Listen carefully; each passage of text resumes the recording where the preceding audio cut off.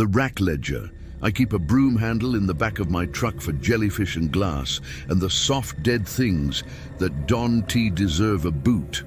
Folks think the rack line is only seaweed and the occasional flip-flop, but it is a ledger written in rope and shell and bottle cap. If you learn to read it, you can tell what the water took and what it decided to bring back. I'm not in any kind of official capacity, no park badge, no clipboard. But I've walked the same stretch of beach since I was a kid, and when storms pass through, I go see what they've changed. It's a habit like checking a stovetop. You do it because you've always done it, and because not doing it makes your palms feel wrong. The town isn't much. A few clapboard houses tilted on their footings, a diner with a smoker out back that stains the air sweet and thin, a bait shop that keeps its fluorescent buzzing from dawn into a kind of early night. The municipal lot is made of broken shells and crushed quarry stone, and if you listen under the traffic, there's the tick of a compressor from the walk-in at the restaurant next door. We get advisories for tourists and advisories for flood, and the same orange signage for both, and you learn to tell which one matters by whether the old folks show up at dawn to move their cars to the school gravel field. The morning after the first storm, I parked by the access and took the broom handle and my little canvas shoulder bag. The wind had combed the dune grass in a single direction, and the sand wore those shallow ripples it gets when it wants to look like water. The shore had a quiet curve to it, a crescent soft as a thumbprint, and in that curve lay the usual bladder wrack, eelgrass like cut ribbon, a cracked horseshoe crab, half a pallet with rusted nails where the boards used to be. I kept to the rack line. I don't know why exactly. It felt rude to walk on the part the waves had just arranged. The first shell was a whelk with a scar down one shoulder like a healed cut. I picked it up because it felt warm, which didn't make sense. The air had that clean iron smell it gets when it scrapes through pine, and the waves were working a steady, small rhythm, the kind that says the big work is done and what remains is bookkeeping. I lifted the shell to my ear out of old childhood reflex, thinking of proof the ocean is always speaking. What I heard wasn't the hollow roar at all. It was an address. A flat voice like wind leaning on a door said a number and a street, 42 Larkspur Court. Not my voice and not anyone's exactly. Nothing spooky in the tone, no echo or theatric, just the plain way a clerk reads a name they've never seen before. I lowered the shell and the voice went quiet and the warm feeling left it, as if air had finally gotten its claws in. I looked up and down the beach to see if anybody had noticed me standing there with a shell to my ear. A gull eyed me as if I'd stolen something it had meant to argue about. I slid the whelk into the shoulder bag and kept walking. I told myself I'd misheard, or that the number was some tide height my brain had dumbly turned into something useful. But I found another shell, a smaller one, pink in the throat like a faucet's ear, and when I lifted it, I heard a different address. Apartment B, 19 Ransom. The voice put a little pause after the letter, as if it didn't too much care for letters. The breath from the shell was warm and kelp sweet. I wrote both addresses in my notebook. The pencil dug into the page because my hand was foolishly excited and pressing too hard, like writing a phone number you don't want to forget. By the time the sun got over the saltbox roofs and turned the foam edges bright as cut paper, I'd collected 5 shells. Each one had a number and a street that I knew, and the last one said a lane I didn't. I stood there and let the tide work its hiss and pull, and told myself a story that would fit inside a person like me. I told myself, somebody's pranking you. Folks find a thing and lean into it. Maybe some kid had a speaker glued up in the dunes. But when I walked up to look, I heard nothing but a cricket in the reeds, and the little rasp a grasshopper makes when it tries to be bigger than it is. I went home and put the shells on a towel in the kitchen. The towel drank sand out of them, leaving a faint grit on the terry loops that caught the light. I made coffee, The machine hummed in that way that says it is adding nothing to your life except something to hold while you think. The shells lay like sleeping animals. I picked the first one again and held it. The voice said the address in the same cedar dry tone. I didn't want to be the sort of person who believes what a shell tells them, but I also didn't want to be the sort who ignores something that might want a thing done. I drove out before dawn the next morning. The town always smells a little like pier wood before the sun climbs over and warms the tar, and that morning it was thick as if the ocean had exhaled through the boardwalk's boards. 42 Larkspur Court is a one-story ranch with a round window in the garage and a plaster pelican by the mailbox. I set the whelk on the front step. It made a small sound against the concrete, like teeth tapping the rim of a glass. I breathed out and waited, and nothing happened, except the ordinary thing.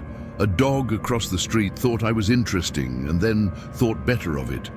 I did the same for 19 Ransom, Apartment B, which is part of those tan buildings where the seniors live, the ones that all smell faintly like canned peaches when the HVAC kicks.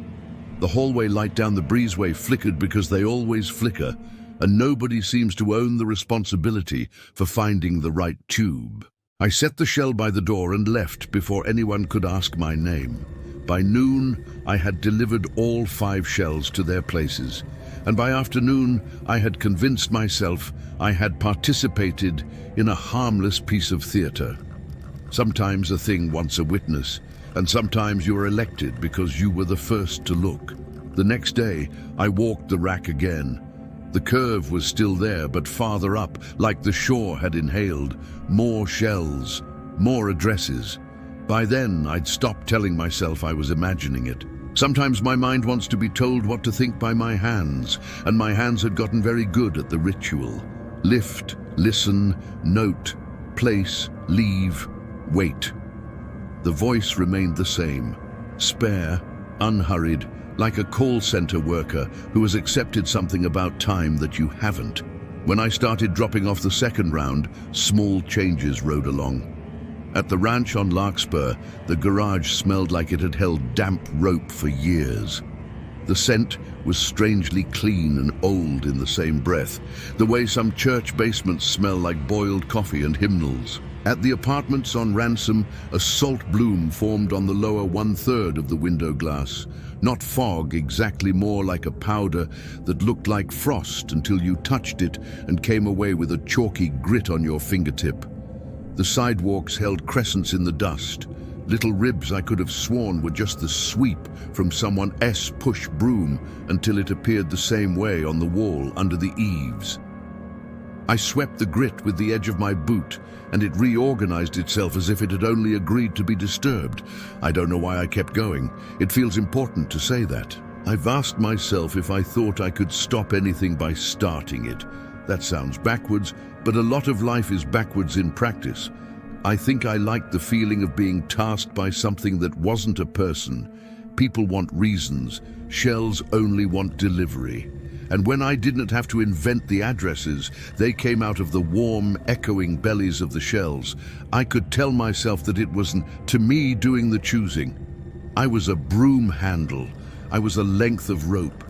By day 4, I had been to cul-de-sacs I'd never cared about, past farm lanes where nobody waved, because they're not rude, just used to knowing who gets waved at. I pulled up in a new development that the map still drew as meadow. The road had a name like a fragrance, blue heron, sweet fern, something that pretended the fill dirt was native. The mailboxes wore their little red flags at the easy angle of the perpetually hopeful, and sod squares took root in stripes like a marine haircut growing out. I placed a shell on a poured concrete porch, still chalk white from curing, and when I stood up, I felt a tickle under my eyelids, as if I'd fallen asleep at the beach and not protected myself.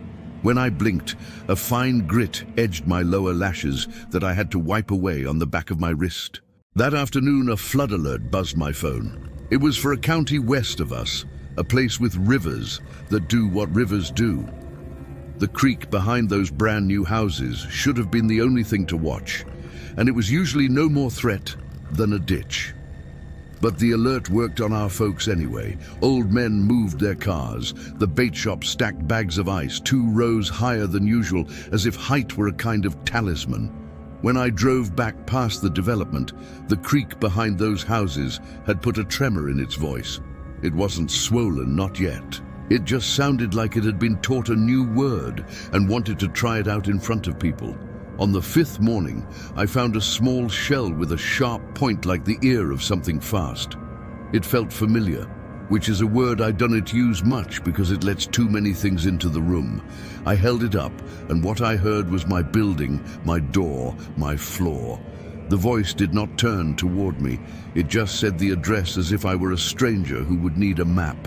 I put the shell in my bag and walked the rest of the beach slower than usual, listening for my own reasons, like a mechanic putting his ear to different parts of a motor and pretending he hears distinctions. At home, I set that last shell in the sink, without thinking why. Maybe because the sink is a location that pretends to be both bowl and hole, and the shell was both too. The drain made a long, slow exhale I could feel on the hair on my arms. It smelled not like rot, but like a pier does in high summer when the boards radiate heat that pulls tar to the surface and the salt gets into the screws. I turned the faucet to rinse the shell's sand, but no water came. For a second, I believed the town had cut something off, or the storm had finished a job it hadn't yet started. Then the faucet coughed and the flow came, metal cold, and I felt silly for a whole deep breath. That evening, the bathroom mirror misted over while I brushed my teeth. Condensation should make a sheet, smooth and even. This mist broke into grains like sand on glass, and those grains slid. At first, I thought gravity was doing the simplest kind of math, but the grains chose a direction toward the hall. Gathered in sloped lines that joined and made a faint scallop I recognized from somewhere I didn't want to name. I wiped the mirror with the back of my hand and the grains arranged again, patient as ants. I slept poorly. That's not news. The fan in my bedroom clicks sometimes, as if the chain is striking the lamp, and I've never fixed it because at 3 in the morning, a tiny noise is both proof you be not alone and the thing that keeps you from being alone. I heard knocking that night. Gentle, rhythmic, the way a piece of dock might touch the pier on a day when the wind says not now, but soon. It came from the direction of the bathroom. I told myself it was the neighbor's pipes because water reasons always soothe me. They have schedules and dependencies. I did not go look. Sometimes the kindest thing you can do for a question is to keep it from finding you. In the morning, I walked to the bathroom and found the tub enamel damp to the touch. Not spray, not a drip from the faucet, but a film like breath on porcelain. The little ring around the drain, the one you clean with a toothbrush when company is coming, had a rash of salt like dried tears. The shell I'd set in the sink was gone. My stomach made that small roll it makes when an elevator leaves late. I opened the vanity doors as if a shell would choose to crawl there, then closed them and laughed in the low way you laugh alone to remind yourself you are a person who narrates. The map of our town sits behind the counter at the diner in a plastic sleeve that looks like it used to protect placemats. I took my coffee there and slid the map out as carefully as if the corners meant something, and I watched the blue edge the ocean with the same kind of suspicion you save for people who smile at you with half their teeth. The line had crept one street inland, not enough to claim as fact. The mind can do anything to a map if it wants.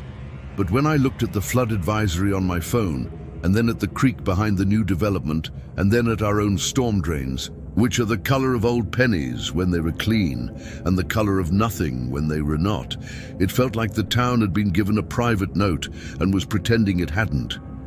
I told myself to stop. That promise lasted one more tide. The next morning, the shells did not wait for me where the water wrote its new sentence. Instead, the rack line itself seemed to whisper. That's the wrong word. It wasn't sound exactly. It was the way a pattern calls your eye. Bottle caps, eelgrass, a dead starfish the color of raw ham, 3 lengths of blue nylon rope, a coil of kelp, 2 more bottle caps, a bird's leg with yellow skin like wax. The arrangement had a dress in it. When I picked up nothing at all and held it to my ear, I heard a street in the industrial park out by the salt piles. I didn't tell anyone that part. I knew how it sounded. I took the broom handle and the small canvas bag, and I walked the line, and I collected 5 shells that day and set 5 shells on 5 thresholds before noon. And by dinner, I had convinced myself the knocking in the tub had been an old building. Way of reminding me that everything with pipes makes noise. The industrial park address belonged to a warehouse that rented space to a roofing company and a granite fabricator. Trucks idled there sometimes while the drivers smoked and ignored the giant sign that says no idling. The air around the building always smelled like cut stone and diesel, and the dust on the cinderblock walls held onto the outline of anything that came close. I set the shell on the step by the side door and walked back to my truck while trying not to turn and look. The salt piles across the way looked white and clean until you saw the black seam where rain had carved them. A gull stood on the highest pile and screamed in that ongoing way they get when they cannot believe you done to know their rules. By then, the town had made small accommodations. At the diner, the napkin dispensers started to rust in thin thread lines at their base. An orange wept into the metal. At the bait shop, the cooler glass showed the same powder frost I'd seen at the apartments, and the owner, a woman with a voice like worn rope, kept wiping it with a rag that turned her palm white. She said it was a film from the ice machine and laughed in a dismissive way that smelled like old cigarettes. In the alleys, the grit in the gutters remembered its crescents. The radio occasionally caught static that sounded like foam falling through foam. Once, when the ferry horn blew from the next town over, it carried a flatness I'd only ever associated with the way bad news makes a room quiet. I kept track of what changed and what didn't. That's a trick you learn if you grow up close to something that might take you. The ocean comes and goes, and you put your chair only where it hasn't been. The shells kept saying addresses. The addresses moved inland in a way I could measure on my notebook pages by the thickness of my own writing. When I matched them to the map, the line of my pencil looked like a slow tide, practicing a route through paper houses. I went to see what happened where I had left the shells. At Larkspur Court, the plaster pelican had a white cast over its eyes, and when I rubbed at it with my thumb, the grit gave a smell like a cut potato under salt. The homeowner had set a push broom by the door that you could tell she never used in summer. On Ransom, the breezeway light finally went out entirely and nobody had found the breaker. The residents had their laundry baskets parked outside their doors as if they were buoys, and I found myself counting them, matching the number to the apartments I had visited, then hating myself for the superstition. On Sweet Fern Lane, behind the new houses, the creek had made a sound like a truck rolling over loose nails. The water looked ordinary, brown and quick, not yet out of its bed. But gravel on the bank had been combed into thin curves that echoed the pattern I saw everywhere now. Scallop, scallop, scallop. The way the lower steps of old stone stairs wear away in half moons where shoes land. I crouched and dragged my gloved finger across the pattern, and the grit slid back into itself like a school of fish. That night, the knocking from the bathroom came again. It traveled through the apartment like a polite debtor. I lay there and counted the spaces between the knocks. The spaces were different each time, which told me nothing useful. It stopped when I thought the word enough, with the kind of energy you think at a dog that one leave the trash alone. After it stopped, I heard something else. A little slip sigh like a person stepping into water to the ankle, then stopping to decide if that's all they can manage or if they will go to the knee. When water is present where water shouldn't be, it finds the lowest point. In my apartment, that's the bathroom floor, and then the hall, and then the kitchen, which dips slightly toward the back, where the subfloor did a thing years ago nobody fixed, because nobody wanted to name it rot. I got up and put my hand to the baseboard by the hall. It was dry. I walked to the bathroom and put my toes on the tile, and the tile was cool but not wet. I lifted the lid of the toilet and the water inside was clear but smelled faintly like the sound a rope makes when it pulls through a cleat. It's hard to write that down and not think I'm making it pretty. It wasn't pretty then. It was precise. I set a towel along the tub's outside edge like a sandbag on a levee. I folded it in half to give it some heft. The towel darkened along its lower seam by the door. When I lifted it, my fingers came away with the same chalk from the apartment windows on Ransom. I didn't know what I was keeping from what. I only knew that making a line had helped people longer than plumbing had existed. The next day, the town closed the beach. Not for water, for safety. They taped the access with bright ribbon like a party you're not invited to. The sign said advisory in big letters. The sort of sign that summons the half-angry people who believe signs are a plot against them personally. The old men moved their cars again preemptively. The school lot filled with sedans and trucks, each one parked at an angle that suggested a private code. The diner put out a special for anyone with a ticket from the school lot stub. The bait shop compressor stuttered while I paid for a coffee. I shouldn't have bought there because it always tastes like the fish freezer, and when the compressor kicked back in, it made a porpoise squeak like somebody trying not to laugh. I went home and sat at my table and laid out the shells I hadn't yet delivered. There were 3 of them. One was moon white, with a lip chipped thin as a fingernail.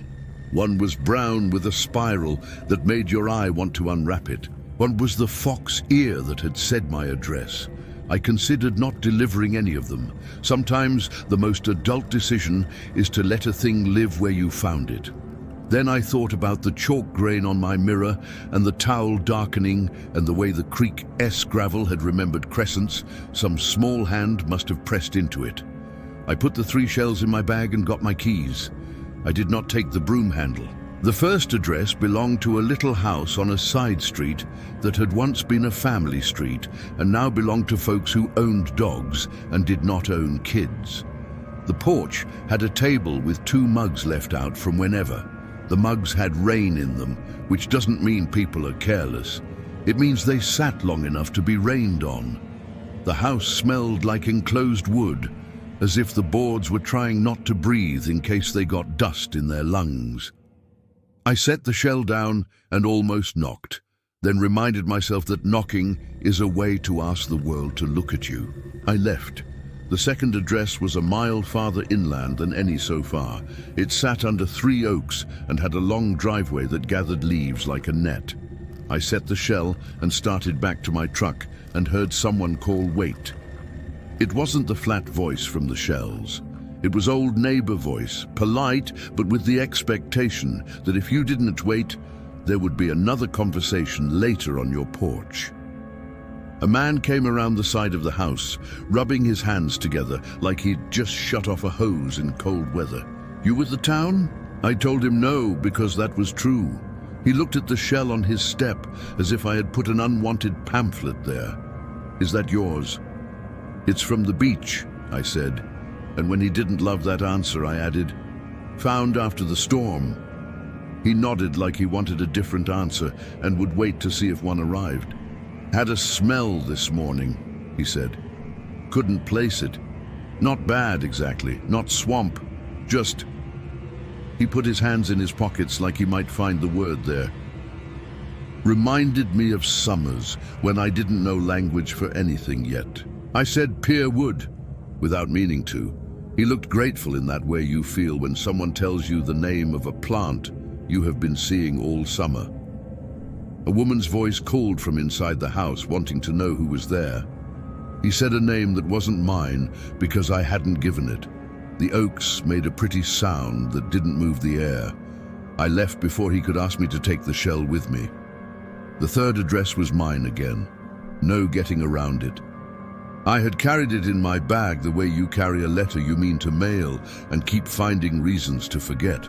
I went upstairs and opened my door, and I put the fox ear shell in the middle of the kitchen sink, and for a second I thought it looked at home there, like a piece of a still life lemon and shell, and the damp ring a glass leaves when you're not paying attention. The drain under the shell exhaled in that long way that made the hair on my forearms stand up as if it had received a draft. And I stood there and let the exhale finish without doing the thing I could have done, which is to run the water and change the subject. That night the building made itself known in ways it usually didn't. The hall light flickered and the filament made its small wired sound. The neighbor's door swelled in its jamb and then unswelled as if breathing. The stairwell held a smell like rope that had been water heavy once and had dried and been re-wetted and refused now to do any more changing for anybody. I lay on my bed and watched the ceiling for the circle the water sometimes draws when it wants the dignity of an entry. No circle formed. The knocking came anyway, softer than before, the way a person knocks when you have asked them once already to be quiet. Sometime around the hour that people who get up early are getting up and people who get no sleep are giving up. I thought I saw something move in the corner of the room where you can see the hole through my half-closed door. It wasn't a shape. It was the feeling of a shape, the suggestion of volume, enough to make the mind invent edges. It withdrew when I looked full at it, the way things do when they are decent. I turned my head to listen, and I heard nothing but the refrigerator's motor. It has a way of kicking on with a little shrug, like it assumes I am listening and does not mean to be rude. The motor ran and ran. The cold inside the fridge made small creaks, as if glass were becoming a language. In the morning, the kitchen window had a tide mark in powder across the lower third of the glass, not straight across. It curved up slightly at the edges, like the smile a child draws when asked to draw a smile. I touched the powder, and it came away on my finger easy, then turned sticky as sweat. I licked it without thinking, salt, ordinary and brash. I waited, as if my own tongue would tell me something. It did. It said, "You know this." I went to the sink, and the shell was not in the place I had left it. It lay nestled against the drain, turned so its opening faced down into the hole. That could have happened from vibration or the small earthquakes buildings make when trucks go by or a countertop drawer gets shut, or it could have turned itself. I lifted it and it was warm again, warmer than the room, which would have frightened me if it hadn't made me feel so tender I had to put my hand over my mouth to keep that tenderness from making noise. I held the shell up. It said my address in the same flat tone as always. Then it added a word. It said floor and the number of my floor, and it said the word left as if it had once learned the difference and wanted to use it. I put the shell down very carefully and went out to walk. The town looked normal enough through the kind of eyes you use when you do not want to fall. The school lot was still a parking lot, now with sparrows checking the cooling engines for heat ghosts. The diner's door chimes tapped twice when I went in, as if someone else had come with me and decided to wait. The waitress filled my cup to the same place she always does, 3/4, and the coffee had the familiar taste of steel pot and the breath of yesterday's pot. I read the paper. It did not talk about the ocean except in the way it always does. Fishing forecasts said the wind would be fair and the chop would be light, which is a way of asking people with boats to stop inventing reasons not to use them. The flood advisory printed small in a corner, directed at a county that could not possibly explain the way the grit made crescents on our sills. When water is present where water shouldn't be, it finds the lowest point.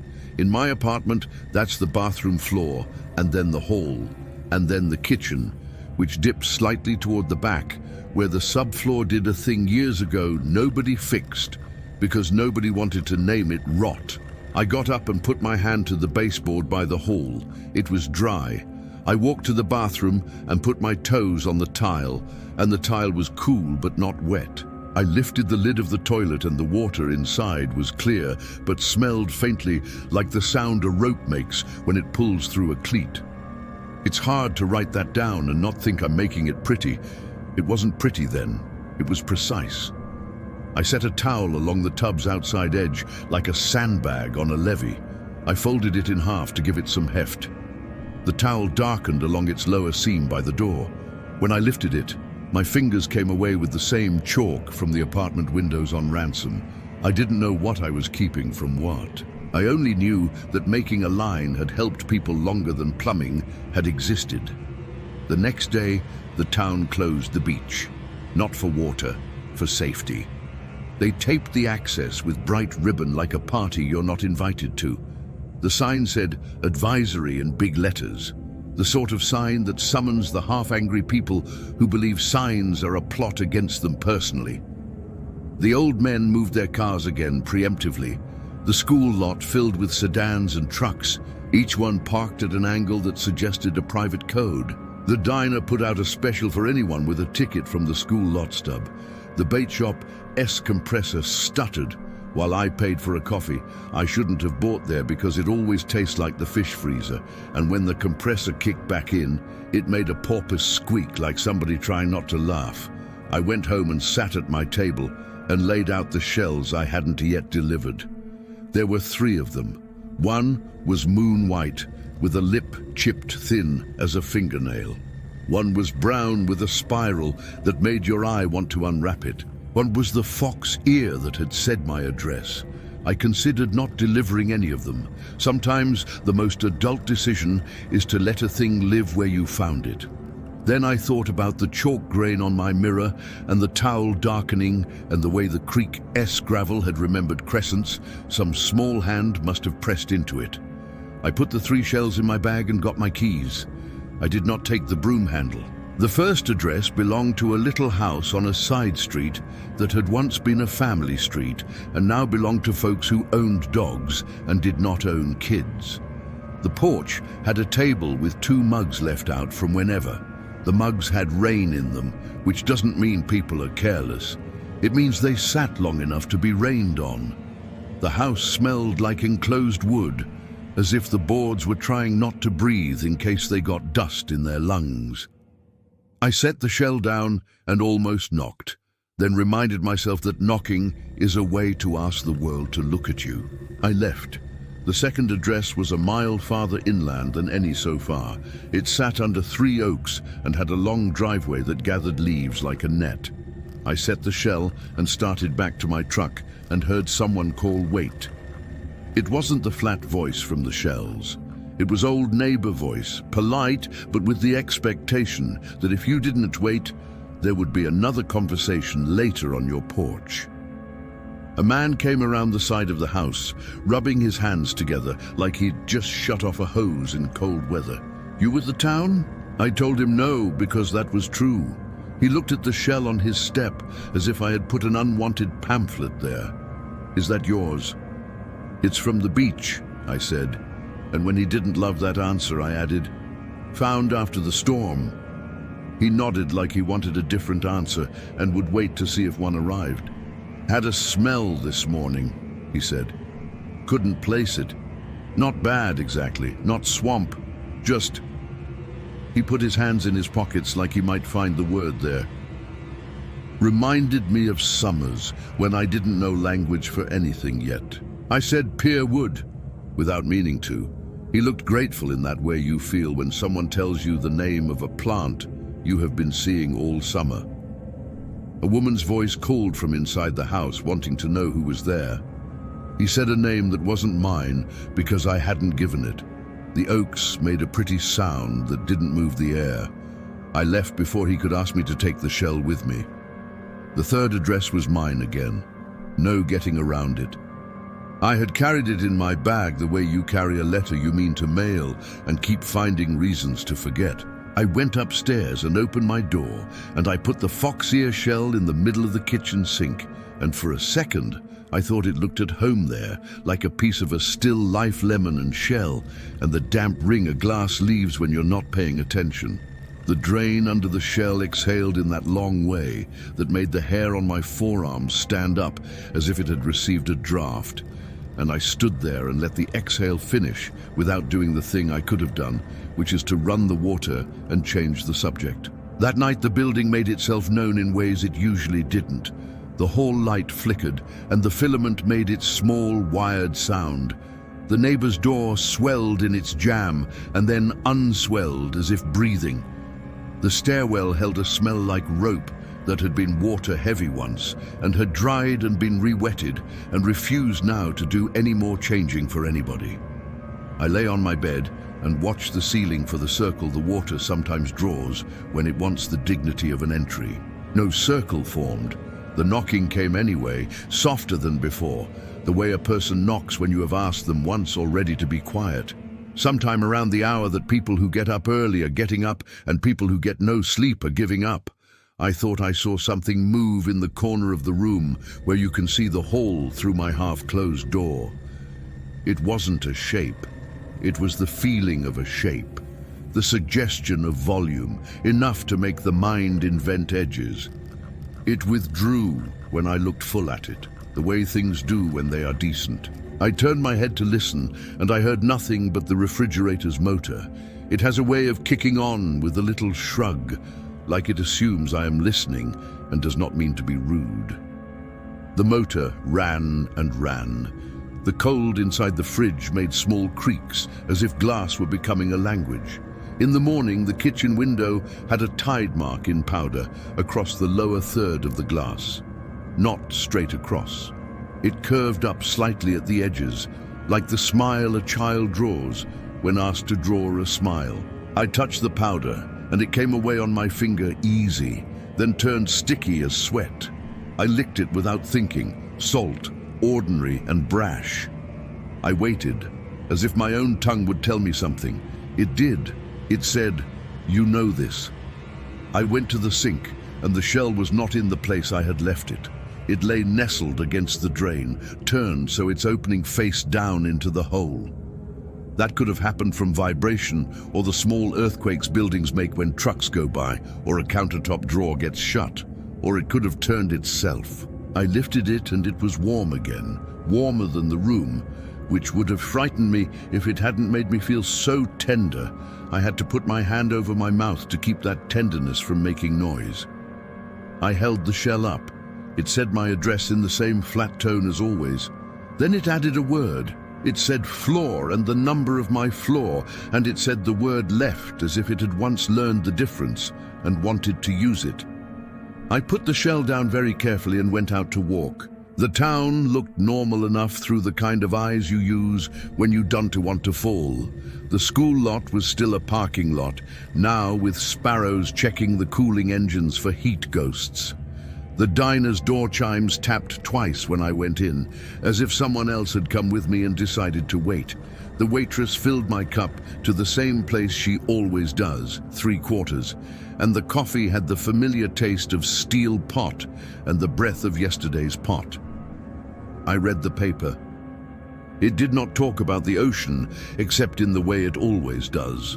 Fishing forecasts said the wind would be fair and the chop would be light, which is a way of asking people with boats to stop inventing reasons not to use them. The flood advisory printed small in a corner, directed at a county that could not possibly explain the way the grit made crescents on our sills. I slept anyway. You do, even when you think you won't. The knocking came once and stopped. I dreamed of a house whose floor sloped so gently I couldn't prove it, and all the marbles in the world moved a fraction of their diameter and made a noise like breath. When I woke, the shell was at the edge of the refrigerator, not where I had put it. The coil of the cord behind the fridge had a crust on it like a wick after a candle. The floor under the fridge was slightly darker than the floor elsewhere, and on my map, the blue edge had crept one street inland, the pencil line drawn by a hand that was not mine, but was no worse at drawing. I stood a long time with my finger hovering over that pencil line like I was about to cross something out. The shells did not speak. Outside, the little flags on the mailboxes along my street all leaned the same way, as if a breeze had organized them and asked for compliance. The air in the apartment was a little cooler than it should have been with the windows shut. From the bathroom came the sound I had been waiting for without admitting it. Not a knock this time, but the steady, polite sound of water testing a seam. I put a bowl under the bathroom sink anyway. It made me feel like I'd answered a question before it was asked. The drip I feared didn't start. What did start was a soft gathering in the tub. No visible waterline, just a taste to the air and a dullness to the enamel like breath on chilled glass. When I pressed my palm flat to the tub floor, it was warmer than the tile, and when I lifted my hand, it left a pale print that filled with powder and then faded. I walked out to the landing and listened to the building think. Old wood knows how to speak, and most of its speech is complaint. What I heard instead was the kind of consideration you offer when you let someone go ahead of you in a doorway. The hall light clicked and held. Somewhere upstairs, a chair leg dragged and relented. The stairwell smelled like wet plaster and the end of summer, when boxes get packed and tape pulls dust off a wall and makes it new by accident. The town posted more ribbon. A plastic sawhorse blocked the bottom of our street with a sign borrowed from another situation, orange and white and confident. The men who set it down clicked the legs as if closing a pocket knife and left in a truck that coughed up grit and made the little stones crackle. Nobody moved the sawhorse. People walked around it and behaved as if they'd been walking around things their whole lives. At the diner, a new note had been taped to the register, cash only until further notice. The credit card machine S screen showed its blinking polite error and made the same low chirp every few seconds. The waitress shrugged without looking at it, the way you don't look at a child who wants to negotiate bedtime. The coffee tasted less like steel this morning and more like the inside of a thermos that has seen its share of winters. The napkin I used left a faint dust on my lip. I wiped it with the back of my hand, and the dust smudged, salt-sweet, when my tongue found it. An advisory went out mid-morning, not about flood and not about tourists. The tone mentioned infrastructure in the same careful voice a person uses when they fail to say the word broken. There would be closures. The words system and precaution were employed. You could feel the county trying not to use the word conserve, as if we would all remember the last time that word showed up when a pipeline got old enough to admit it. I took the long way to the beach and stayed above the tape on the access path, close enough to see but not to require a conversation. The curve of the rack line had shifted higher again. It nested near the dunes like a bird that had flown too far inland and could not be bothered to ask directions back. The shells were fewer and heavier in the hand, as if they had all chosen to carry something for someone else. When I held one, the voice said, "A street I didn't know, and the name of a county road that ended at a dead field with a stand of cottonwoods shaped like a mistake." I marked it in my notebook and told myself I'd leave that one for last. Past the salt piles, the industrial park sounded dry, though the air felt wet. Forklifts beeped their slow announcements and then forgot they had announced. The granite fabricator S yard had a thin glaze on the stone offcuts that made them look sugared. A man wiped his forearm with a rag and left a clear path through the powder that filled again behind him like the wake of a small boat. I put a shell on the lip of a loading dock and felt foolish while doing it, and then less foolish after, in the way you sometimes do when your hands know before your mind knows that the ritual is what keeps you from coming apart. I tried the water department. It sits in a squat brick building on the wrong side of the tracks, the side where vandals aren't a problem because the buildings have vandalized themselves. The lobby's chairs were plastic and metal and hummed under me, picking up some vibration I couldn't see, maybe from a pump 2 rooms away, maybe from my own nerves rolling their slow marble across the floor of me. A man behind a glass window had a clipboard and a half-eaten donut, and the look of someone who would rather be shoveling. "Line issues?" he asked, as if there are only 2 kinds of people in the world, those with line issues and those who done to know yet. "Not sure," I said. "Smell." A film on the glass. Knock in the walls. He did not like the word knock. He wrote taste tests on his paper and underlined it once. We're flushing mains, he said. May kick up sediment. Run your taps a few minutes. If it persists, put in a work order. I can't explain it in a work order, I said, and he nodded in a way that told me this was the worst thing he'd heard all day, because it was common and it was true. Outside, a truck blew a brake, and the sharp smell of it walked through me and left me empty, in a way I hadn't noticed I hadn't been. I delivered 3 shells that afternoon, and each time more people were outside than being outside required. They leaned on fences and stood on their small porches and pretended to check their phones. They breathed a little louder than ordinary, listening to their own breath for news. At one house, I don't want to say where, I set a shell on the step and heard inside the screen door a sound like someone shuffling cards and not liking any hand they dealt. The woman who opened the door looked through me first, and then at me, and then down at the step. "No," she said softly. "The way you say no to a dog that has done nothing wrong. It's just a shell," I said. "That's the problem," she said. "It's only ever just." On the drive home, a sign on the corner had been turned by wind or by a bored teenager into a face the wrong way. You don't realize how much you rely on a sign until it looks in the wrong direction. The stray cat watched me pass, with an expression like a person realizing a friend has moved away and taken the good chair with them. In my building, the hall rug matched the wall now, its rope print drawn into real loops by touches of white dust collecting in each turn. The loops were neat, too neat for any actual rope, like a schoolkid's first try at cursive. The door of the unit across from mine had swelled enough to stick. On the floor by my own door, at the exact center of the threshold, someone had placed a folded paper towel, as if to catch a drip that had never come. The towel was dry when I touched it and left my fingers smelling like the inside of a cupboard that used to hold pickles. Inside, the bowl I'd set beneath the sink had a ring around its inside. A clean ring, like where a tide stops on a beach before deciding it was wrong. The towel by the tub had pulled itself into a crooked ridge. The shell on the refrigerator had crept another inch toward the edge. I caught it before it could fall.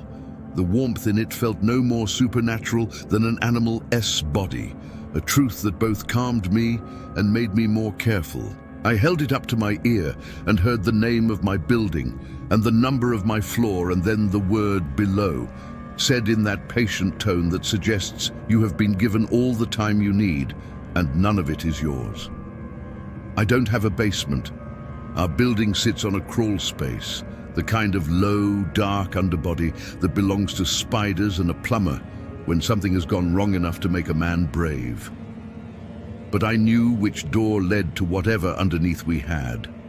At the back of the hall, left of the trash room, a metal door with flaked paint and a padlock nobody ever seemed to open. I went down there because not going down there was what I had been doing, and it had gotten me to a place where towels moved and mirrors remembered.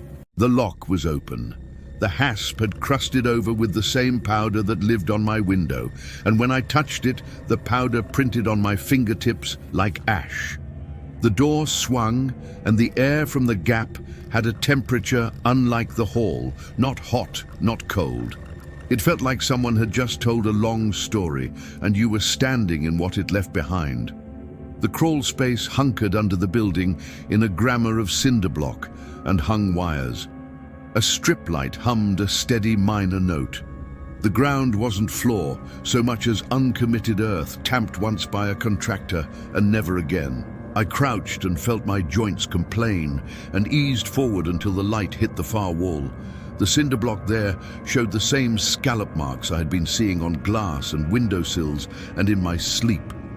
Except here they were deeper, as if something had leaned and then leaned again with the weight of practice. The dirt smelled like old rope and metal spoons. At the center of the space was the round opening of a sump pit, a circle cut into the ground with a lid set crooked. The pump down there clicked like a throat clearing. Water ghosted the surface too slowly to be called a movement, and every few moments the pump made a dry spin, not catching anything, just reminding itself that there might be something to catch. The walls near the pit were a sheen like fish skin. I backed out without touching the lid. My knees stiffened politely, as if I were a guest in someone else's home. In the hall, I shut the door, and without thinking, wiped my hands on my jeans, the way you do when you have handled nothing but cannot trust the clean of nothing. Upstairs, I bumped the kitchen light with my shoulder, and the bulb did its brittle protest and then died. The fridge motor kept going, a bass line that had joined itself to me. I took the shell down from the top of the fridge and put it on the counter by the sink, which felt like moving a chess piece I don't know the rules for. The map on my table had a new powder at its edge, where the ocean should have been, and the powder had smudged on my fingers the last time I traced the line there. When I leaned close, the blue of the map looked damp, which was probably only ink, but I blew on it and watched it not move. It would have been reasonable to stop delivering, reasonable not to touch another shell, to put them all in a bucket and take them back to the rack line and leave them there like a confession you are willing to let the tide read. I tried that. I put 2 shells into the canvas bag and walked back down to the access and under the tape and to that quiet curve that had been learning to lean toward town. I set the shells on the sand and stepped back like you do when you lay a tool down next to someone working and dawn to want to spook them. I stood. The ocean did not come. Wind played the grass in those one-direction combs.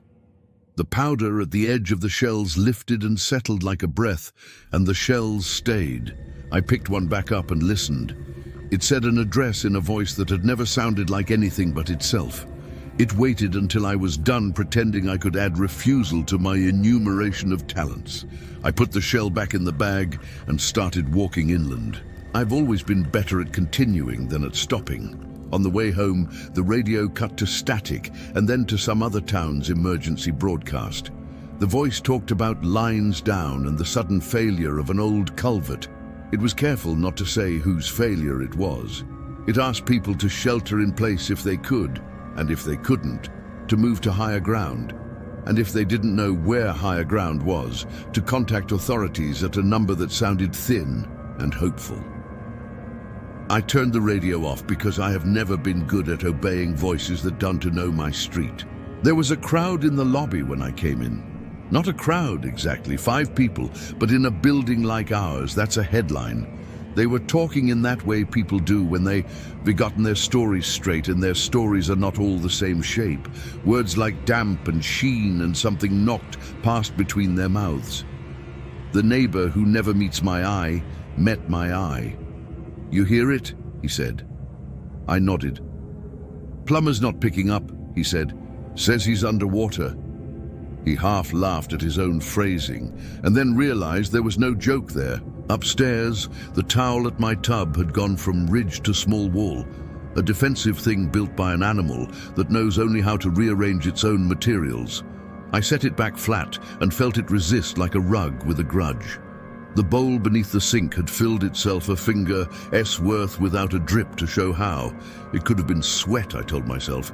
Buildings get fevers too. You put your hand to the forehead of a wall and it tells you what it knows. The shell on my counter said, without being asked, "Stair door below." It did not sound urgent. It sounded like a person reading a schedule. That evening, the power flickered once and held. The fridge took a breath and kept on. The hall light went steady and then strictly steady, as if to prove it could. Outside, a siren went by slow, the kind of slow that says it is going somewhere that is technically an emergency and functionally a job someone has done before. I ate from a can without heating anything. The fork made a sound against the tin like tapping on the side of a boat to see if anyone is inside. I put the bowl back under the sink, and this time, when I slid it in, the cabinet wood sighed as if air were leaving and had farther to go than usual. I don't register sleep anymore as a full event. It comes in like fog and leaves like fog, and if you tell someone when exactly you fell asleep, you are lying to make the story neater. Sometime after the room changed its temperature in the way rooms do when night is a few hours old, I heard the first real water. Not a knock, not a test. A steady, low trickle that had nothing to do with a faucet and everything to do with the piece of the world that had chosen to visit my part of it. I got up and put my palm flat to the bathroom door before I opened it. The wood was cool. When I stepped in, the powder line on the mirror had drawn itself at the halfway point, curving up at the edges like a smile with muscles behind it.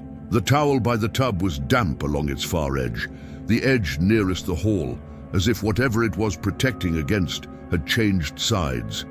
I turned the tap on out of a habit I couldn't justify. The water came and smelled the way a pier smells in the hour before sunup, when the boards are cold and the screws that hold them speak to themselves. I watched it run and then shut it off and listened. The trickle continued behind the wall, not louder or softer, just present. The bowl beneath the sink showed a new ring. Back in bed, I lay with my hand on the map, as if to keep a page from turning. When I took my hand away, a faint print of my palm appeared in powder on the blue edge, and the powder slid inward, not much, just enough to say that inside and outside were having their old argument, and inside had finally learned some of outside's grammar. Morning brought a truck from the county.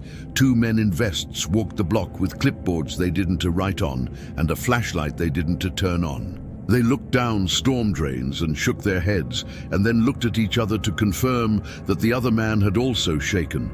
"It'll pass," one of them said to the other, and the other said, "Or it won't." And they both nodded at the correctness of both positions. A woman with a stroller asked if the water was safe. The men said it was safer than the alternative, and then realized the sentence had no anchor and left it floating. I took the shell out with me. I put it in my pocket and felt it there like a coin you won't spend. At the corner by the closed hardware store, the air pressed cool against my face. Above the on-sale sign, the window wore a fringe of powder like lace. The sign itself had curled at the corner in a way paper curls when it remembers it was once wood. A boy on a bicycle skidded on grit you couldn't see and looked back at the spot where the skid had happened, as if power lived there. At the new development, the creek had taken on a color I didn't have language for. Not brown, not green, not dark. It looked like a mirror had been erased with a sleeve and left at that, smudged and a little human. The banks had more crescents drawn into their topsoil than could be explained by wind. A woman hosing her front step turned the water off and stared at the puddle it made, head tilted like she was reading it. The sound of her hose when it ran had been wrong, like air in the line trying to say something. The water itself was ordinary by look, extraordinary by scent. I could taste it without tasting it. By late afternoon, the county truck came back with sandbags and a man who knew how to look at a map with his mouth tight. They lined the lowest corners, the bottom of the hill by the school lot, the mouth of our block where the street had a dip like a shoulder. It was a half measure, and the men knew it, but a half measure is also a kind of respect. The bags made small, soft sounds as they were set down. The powder rose around them in a little shrug. I stood on my stoop with the shell in my hand and realized I had worn the line of my own thumb into its side. I had not meant to claim it, but my body had. When I raised it to my ear, I heard the words I had expected, my building, my floor, and then the word door replaced below, as if the sentence were tightening itself. The voice did not ask me for anything. It never had. It only recorded. That evening, the refrigerator stopped, not broken, silenced. The apartment took on a kind of open quiet, the sort that lets in the noise you didn't know you were holding back. The powder line on the kitchen window had climbed to my chest height. The hall rug lay flat again, and somehow nearer to my door than a rug should have the right to be. When I unlocked the deadbolt, after taking the trash out, the key came out wet. I ate bread, because bread says home to me, even when home has become a hallway. I sat with my back to the window and watched the light in the room change from the reflection on my spoon. The spoon's bowl held a small sky and a smaller me looking back, and when I tilted it, the me bent out of shape and did not return to shape when the spoon did. That was more unnerving than anything all day. Night came without knocking. The building breathed the way animals do when they are used to your presence. Somewhere a radio tried a song and lost interest. I lay down without taking off my shoes, which is something I never do unless I'm leaving soon. I held the shell to my chest like a dumb charm. The hum that had lived in the apartment had moved to me. I could feel it in my jaw and behind my ears. Around the hour when trucks carrying tomorrow's bread begin to think about moving, I heard a sound from the hall. Not the polite trickle, not the knock. A slow, even drag. Fabric on grit. The rug, I thought, and then scolded myself for thinking something with no joints could move without permission. I opened the door and looked. The rug had indeed shifted, enough to make a crease near my threshold that held shape until I reached down and smoothed it. And when I smoothed it, my fingers left small tracks like you leave in flour when you test a dough. The air in the hall was cooler than inside. It tasted like a cellar that had forgotten apples and remembered rope. The stairwell light was on. The bottom step had a dampness to it, not wet, but discernibly different from the step above. I bent and touched it and brought my finger to my lips without thinking, and the salt there made my throat accept something. I slept after that, because a person will sleep when asked enough times by body and habit, even if the room they're in has begun to get ready for another guest. At first light, a car stalled in front of the building in a way that sounded like sea tucked into engine. The driver swore under their breath and then laughed once hard to shake the morning off. They left the car and walked away. In the quiet that followed, I could hear the drain in my kitchen sink breathe. I could swear I saw the powder on the window glass lift, hang, and settle as if the apartment were thinking out loud about which direction it wanted to be. I held the shell in my hand, and it was warm again, sure as an animal, and I brought it to my ear, and the voice said, "My building, my floor, my door." And then it said, "hallway." And then it said a word that could have been open, could have been ocean, could have been both at once if the mouth saying it had ever needed to split such hairs. I stood with my hand on the knob a long time listening. The hall answered in small ways, a tick in the metal door at the far end as it cooled, a soft undernote that could have been the building's underbody practicing speech, a whisper that might have been air moving powder along a baseboard. I opened the door and stepped out, the shell still in my hand, and felt the rug edge lift against the sole of my shoe like the lip of a wave touching and leaving at once. Down the hall, by the metal door to the crawlspace, a new line had been drawn on the cinderblock. Not chalk and not paint. A tide mark, as if the wall had been lowered into a basin and pulled up again. It curved up at the corners and glittered almost invisibly where powder makes a sparkle in willing light. The mark was higher than the baseboard, lower than my knee. I touched it. The grit came away on my fingertip. I rubbed finger to thumb.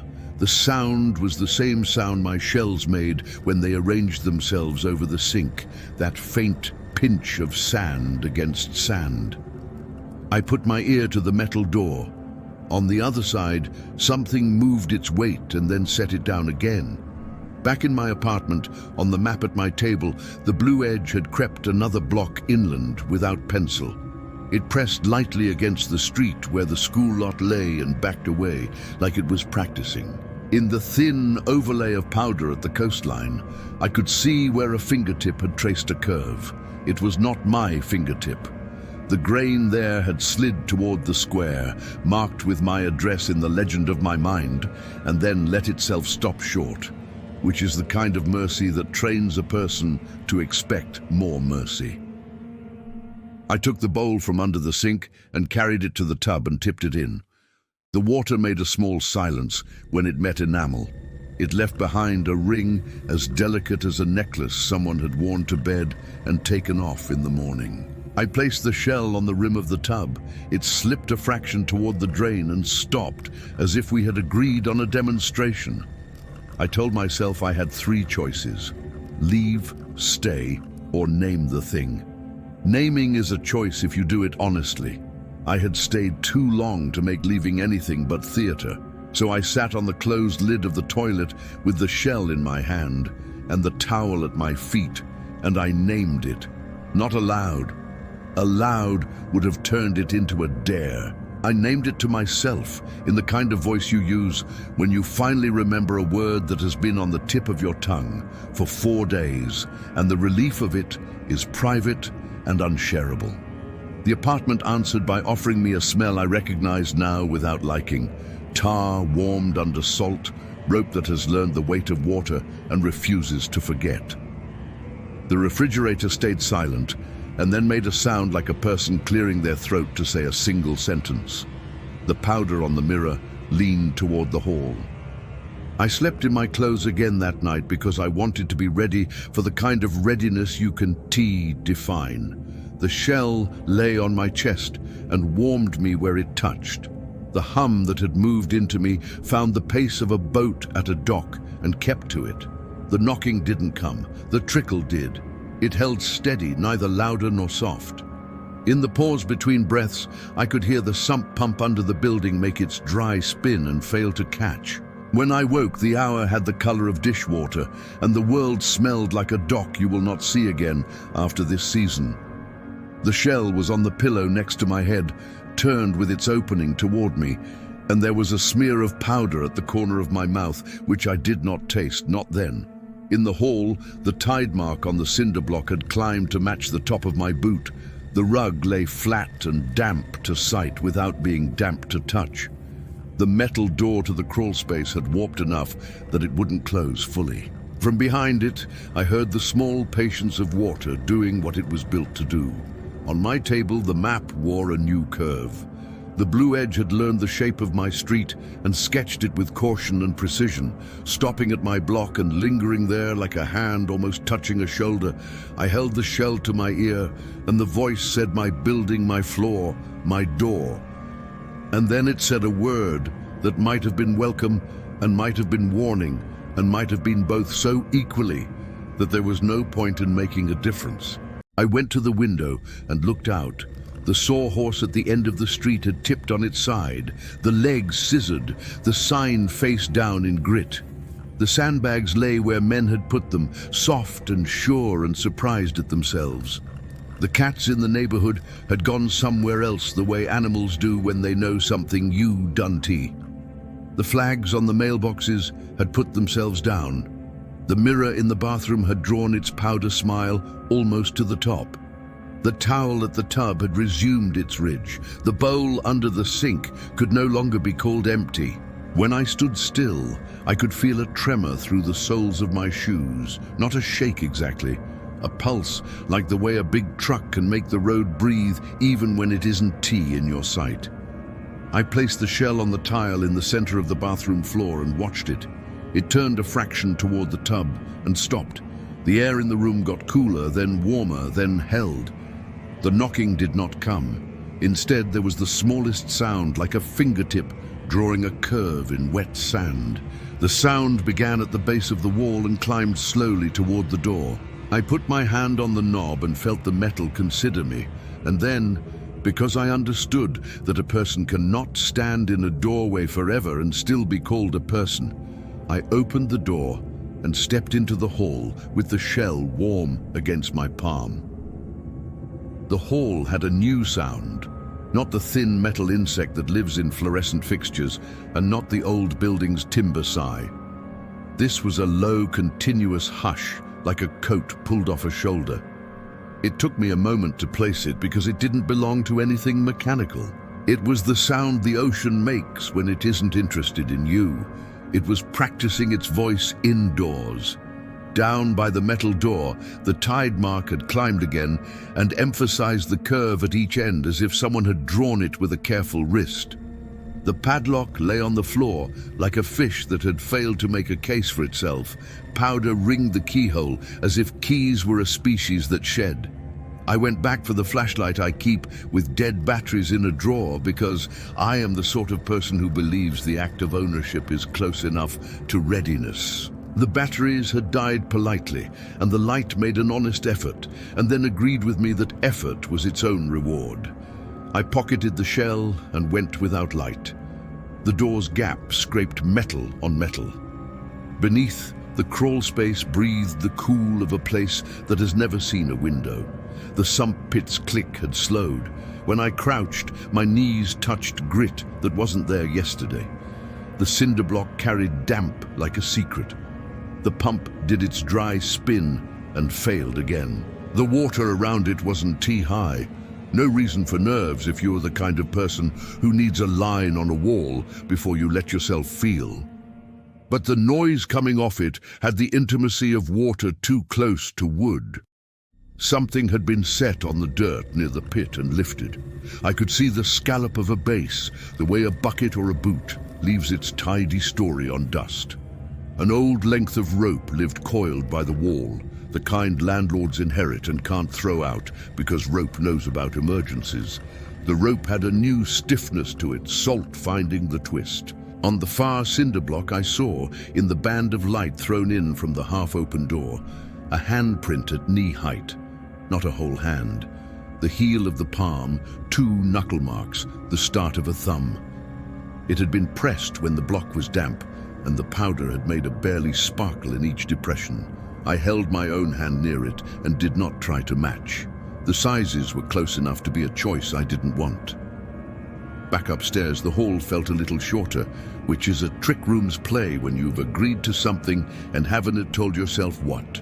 On the 3rd door down, someone had taped a towel along the threshold, like a smile drawn by a nervous person. A neighbor's shoe sat turned to the side with powder blooming from its lace holes, as if the lace had been a wick. In my apartment, I set the shell on the counter and listened without lifting it. The voice didn't live in the air unless invited. It was courteous in that way. I gave it my ear. It said my building, my floor, my door.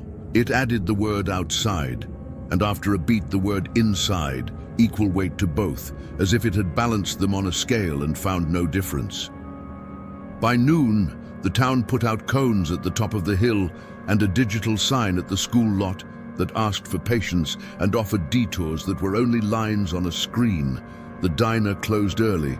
The bait shop left a hand-lettered note on the door that said back soon, the way people say see you next summer to houses. A woman on the corner muttered into her phone about bottled water and then stopped herself, realizing the bottling was not the point.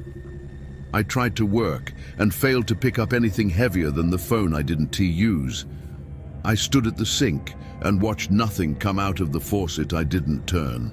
I waited the respectful minute and turned it anyway, and the water came, colder than before, and carried a clean taste that rode in after the salt like a story with a second ending. The drain breathed in a way I could feel in the bones at the base of my skull. In the late afternoon, a city truck idled by the sandbags and rattled itself into silence. The men inside argued without moving their mouths, and then reached an agreement that was only a shrug. The sirens that had been background made themselves absent, which is another kind of alarm. The air cooled fast and then stopped cooling, as if the town had been told it could have evening or night, but not both. When dark arrived, it did it all at once, like a person giving bad news quickly and correctly. The refrigerator stayed quiet, the hall light stayed on. I lay on my bed with my shoes off for once, as if I were conceding to the idea of rest. The shell rested warm in my palm. The building did not knock.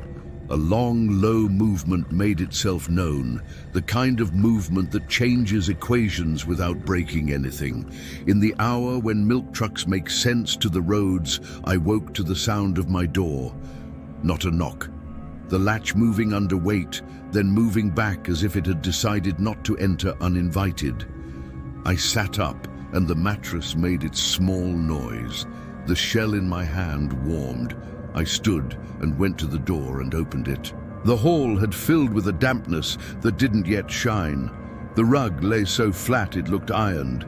The tide mark on the cinderblock had grown new shoulders and glittered like a promise in snow. Down by the crawlspace door, a trickle held steady, running from nowhere to nowhere in a line that ate its own tail. It left no puddle. It left a memory, which is worse because you can't mop a memory. My neighbor opened his door across from me and saw the shell, and did a calculation I couldn't solve. "Is it us?" he said. "I don't know," I said. "I dreamed I was on a ferry that wasn't moving, but we kept docking anyway," he said, and smiled once, ashamed at himself for the effort at poetry. He lifted his feet one at a time, like a man in a shallow stream who doesn't want to stir silt. "My boy says the tub talks." "Mine too," I said, which was both a lie and a truth. It depended on whether you think a building S parts count as a family. He nodded and went back inside. The air in the hall tasted faintly like a battery on the tongue. The metal door to the crawlspace settled in its frame, as if a hand had leaned on it and then taken its weight back. I slept with the door cracked so I could hear what I already heard. The shell cooled in my hand. When I woke, the room had the light of a day that couldn't decide about weather. The powder line on the kitchen window had sloped slightly down on the left, the curve learning the exact shape of my old house's settling. The towel at the tub had crusted along one edge the way ocean towels do, as if it had been to the beach without me. I stood a long time in the doorway of the bathroom. The mirror's smile had crossed itself and begun up the far side. The bowl under the sink wore 2 rings now, like a stump telling its age. The enamel in the tub showed no water, only that dullness that means the surface has learned how to hold breath. When I put my fingers to it, the warmth there matched my hand and then exceeded it. I pressed the shell to my ear. The voice said, "My building, my floor, my door, inside, outside." Then it said my name in the same flat tone it had used for addresses, and there was nothing in the way it said it to prove that names are more precious than streets. It added the word deliver. It did not say to whom. The last time I took a shell out before dawn, the town had been itself. This time, the streets had put on a thin quiet like gauze. The digital sign at the school lot had gone to a blank face. The sandbags held their shape like good intentions. I drove to the addresses still in my notebook and put shells down like I always had. People opened doors quicker than normal. They looked at the shells without touching them, as if touching would be a talk they weren't ready to have. A woman on Sweet Fern Lane asked me straight if it would be today. I told her I didn't know how to measure today anymore, and she nodded in the kind way that keeps both people alive in a conversation. By the time the sun thought about lifting itself above the salt piles, the industrial park had gone quiet. No forklift beeps, no granite saws. The breeze carried a damp that had nothing to do with weather websites and everything to do with a body of water remembering a shape. The creek behind the new development did a low, steady sound, like a person reciting without comprehension. It was a good sound if you didn't know it from somewhere else. I came home and found a shell on my doormat that wasn't mine, which is a sentence so simple I almost didn't recognize it as the single important one. The shell was small and pale, with a chipped lip like a cuticle. It faced the door, its opening was toward the wood. There was powder around it as if something had gone under the door without opening it, and then changed its mind. I bent and lifted it. Warm. I listened. "My building, my floor, my door," said the voice, which was not informative. That had been true for days. Then it added the word tub, and then the drain, and then a number that was not a street number and not an apartment number.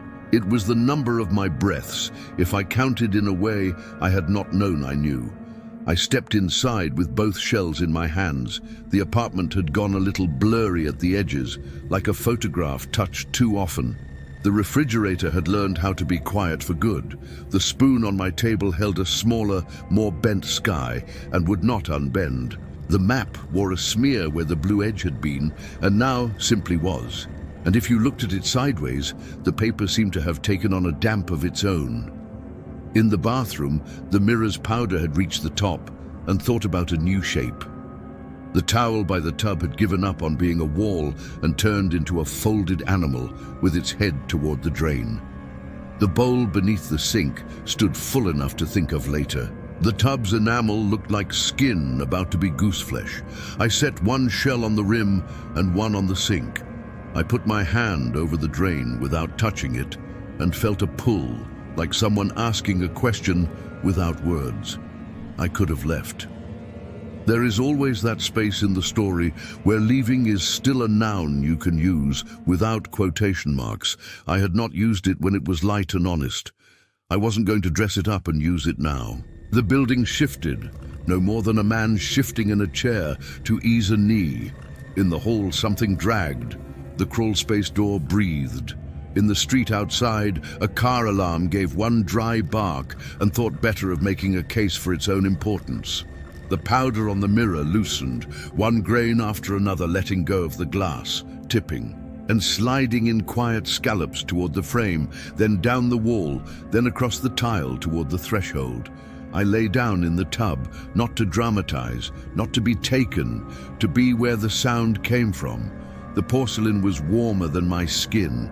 The shells on the rim attracted each other a fraction, turned the way two dogs do when they've decided to sit facing the door. I put one hand on my chest and the other on the tub's floor and waited. The first wet did not show itself.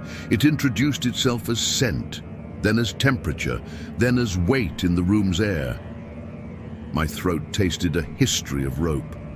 My teeth hummed the note my refrigerator had been keeping for us. The drain sighed. The powder kept sliding. When the water came, it wasn't water as I have known it.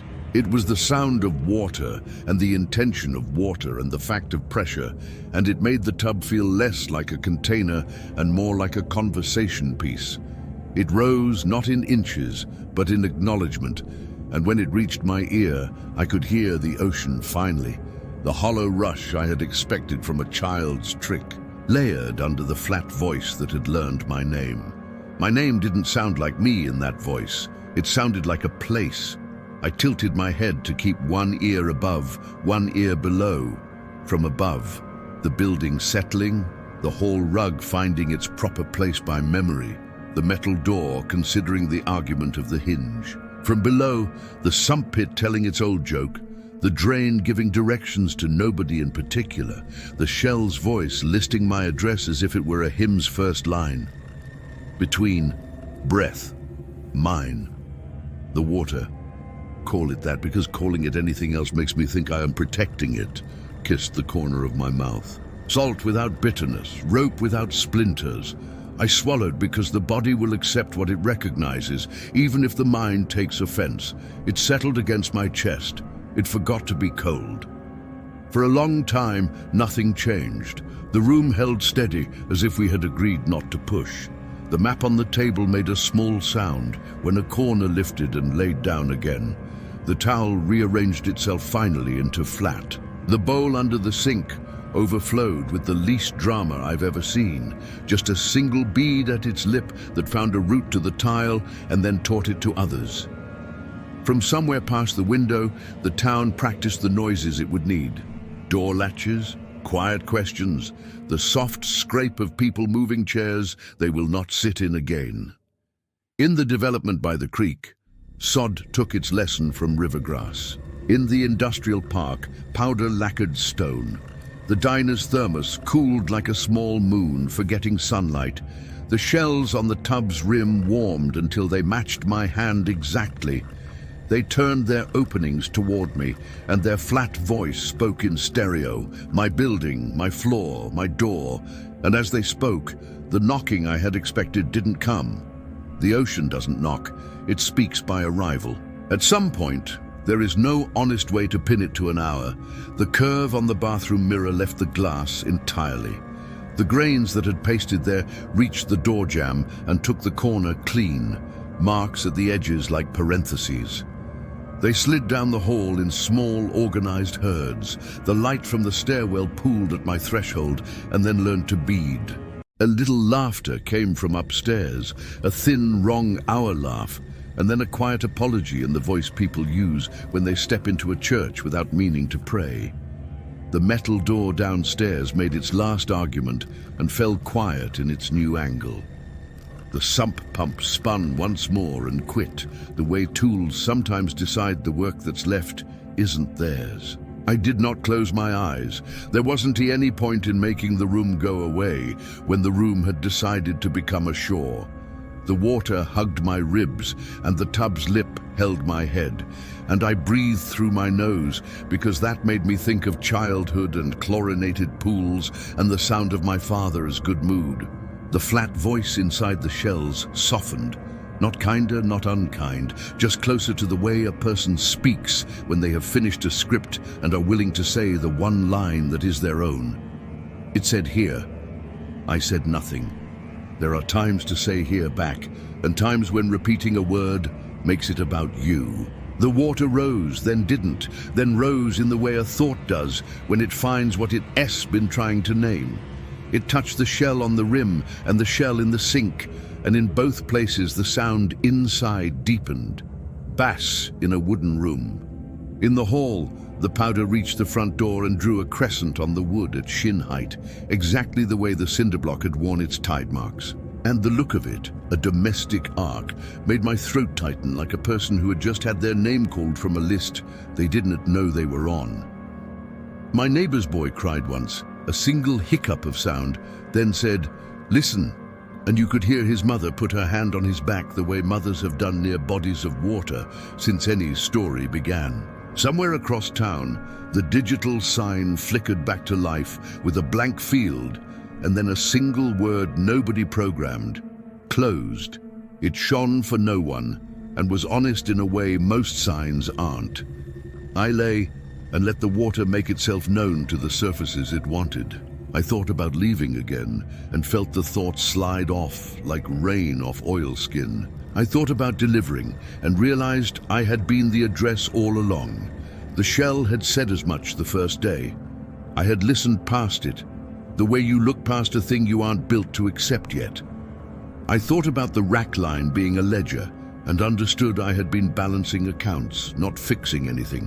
When the water reached my mouth, it did not force itself. It offered its own breath. I took some and gave some, like exchanging change with a person you don't expect to see again, and then do. The shell's voice receded until what I could hear from them was only the usual, the ocean hollow you can get from any shell if you put it against bone and calm down. On the table, the map curled at the edges. The blue edge had gone from printed to lapped, and from lapped to absorbed. Powder sifted down and made small ribs along the crease at the county line. A curve drew itself with a fingertip I was willing now to admit had always been mine. The apartment spoke softly in small damages, a baseboard letting go of a nail head, the dry complaint of a door's sweep, learning a new friction, the thin cry of a mirror settling deeper into clips. All those sounds carried no drama, only the ceremony of change. When the water, still not quite water, settled to what felt like its decision, the shells stilled. The flat voice finished the last of its schedule. Silence replaced it without fanfare as a competent worker sets down a tool at shift S-end and fades before the foreman can say thank you. There will be mornings after this. I can feel them assembling in the quiet. People will set brooms against thresholds and talk about the taste of their coffee and be wrong about why it is different. Somebody will blame the county. Somebody will bless sandbags. Cats will come back and be aloof, like they survived a thing they were always going to survive. The creek will argue with its banks and then wear them at the knees the way pants wear, where men keep their hands. The powder will be swept and will return and will be swept again, and that will be the contract, not punishment. I will not be at the rack line for those mornings. That is not sadness. It is the kind of fact that lives in the same room as relief and does not fight with it. Perhaps the shells will go on without me and find other hands, or perhaps they will stop behaving and go back to being pretty, and that will be kindness for someone else. The ledger will still be there. Someone will learn to read it. In the tub, I keep breathing, because breathing is a thing I've been good at for a long time. The room cools a degree and then warms it. The hall rug holds its place. The mirror wears no more smiles, only the faint fog of a bath taken with the door open. The metal door below does not rattle. The sump pit does not appeal. The town beyond us holds itself small and practiced. The water, call it by the name that comforts you, rests its weight against me and asks nothing but what every weight asks. Be equal. I am for as long as I can be. When I close my eyes, the beach arrives, a quiet curve under a sky that doesn't mind us much one way or the other.